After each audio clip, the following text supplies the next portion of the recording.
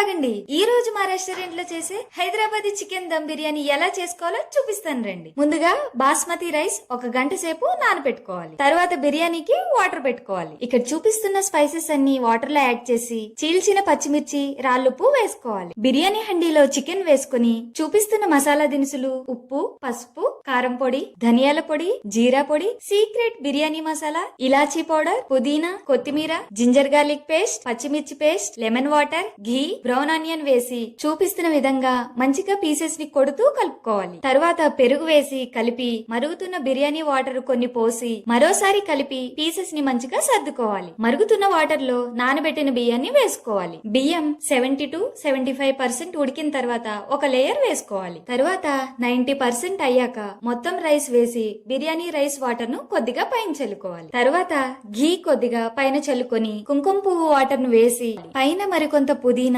Brown onion చల్లుకొని biryani హండీని seal చేసుకోవాలి. Now it's time to them. ఒక 20 minutes దమ్ పెట్టి ఒక 20 minutes రెస్ట్ కి వదిలేశారంటే గుమగుమలాడే Hyderabadi special chicken dum biryani ready.